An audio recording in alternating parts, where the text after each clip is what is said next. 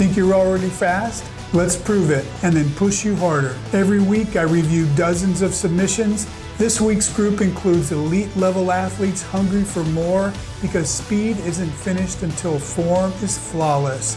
Let's dive in.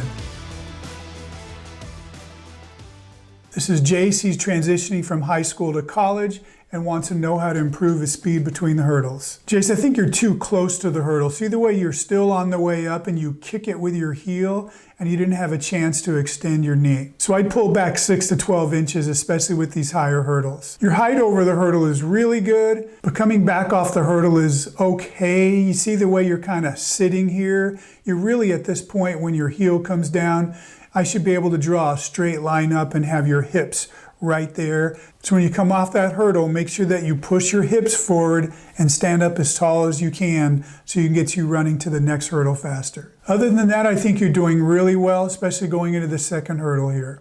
This is Marlee. She's a 2-time champion in the hurdles, also does pentathlon, and just wants to get as fast as she can and go under 14 seconds next year. Marlee, from the front, I can see you cross your lead arm too far over the midline of your body, and your trail arm, you just let it shoot straight back behind you. You're going to want to tighten that up. But from the side view, you're looking really nice. This is good movement into the hurdle. You look great here, and you come off the hurdle especially well. So if you can just fix those 2 little things I mentioned, I think you're going to do even better. Want to be featured in a future breakdown? Submit your video. You want a deep analysis like serious hurdlers? Book a coaching session. I'll leave a link for both in the description and the comments. This is Elijah. He's a high school sophomore, already won a state championship, but wants to know how to get even faster. Elijah, I think your technique over the hurdle is actually pretty good.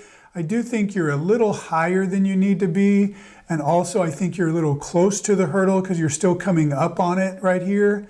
But other than that, it's okay. What you need to focus on is your running. If you notice here, you can see your hands swinging side to side, and it also corresponds with the way your feet are stepping on the outsides of the lane. So you need to work on whatever that is. Also, you strike your heels a whole lot. So if you look at here, this is your second step, and then your third step going into the hurdle, all putting on the brakes. And you do that between your hurdles as well. Your first step is okay, but second and third are always out with your heels and reaching out on your plant step. This is Sarah. She's a 16-year-old heptathlete. She's new to hurdling and just feels like on her first hurdle she's too high and doesn't know how to fix it. Sarah, the first thing I notice is how far away you are from this hurdle. This is a really long jump, which is going to take a while to get there, so that you're going to feel that. And notice that when you do land, that your leg kind of buckles right here, and that's a lot of sinking into the ground because of how far away you were jumping and how long you were in the air. So I went back to figure out what that's all about, and I noticed that you only take 7 steps to the first hurdle, and I just don't know if that's a good idea for you, especially when I look at you and all of these steps are really what I think are too extended of steps and having to reach really far in front of you.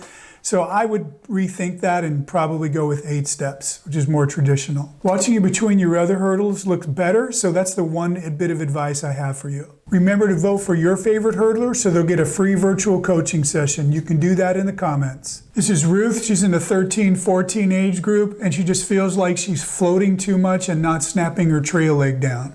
Ruth, overall you're doing really well, but I can see what you're talking about. The reason why you feel like you're floating too much is because you're just literally jumping too high right here. So you are kind of floating. So you need to learn how to drive your leg at the top of the hurdle versus jumping up over the hurdle. Let's compare that to your competitor here. Notice that when she touches down here, her knee is high. That's what you want to have. What you want to do is on all of your trail leg drills, make sure that when you bring your leg around, that you let your knee get as high as your hip before you drive it down. And that'll help you really easily. This is Natalie. She's going to be a junior in high school. It just feels like her 3 steps are a bit slow. Natalie, I like the way you're working with the hurdles here, but you can see here that you're just too high over this hurdle. You're at least a foot over it, so that's going to give up all your speed, and then you have to wait for yourself to come down. And then in between the hurdles, it looks more like you're doing a triple jump with a big bounding reach out here in order to jump high over the next hurdle again. So all that repetition is what's killing you. So since you're fortunate enough to have these pop-up hurdles here, you need to take advantage of that and use this as an opportunity to work on going lower over the hurdle. These aren't going to hurt you, so what I would recommend is going really low. Try to scrape your leg on that hurdle or hit it with your heel so you can get used to the sensation of going forward rather than jumping up. If you'd like to see more of these videos to help you with your hurdling or coaching, make sure to subscribe to this channel. Until next time, Coach Jace out.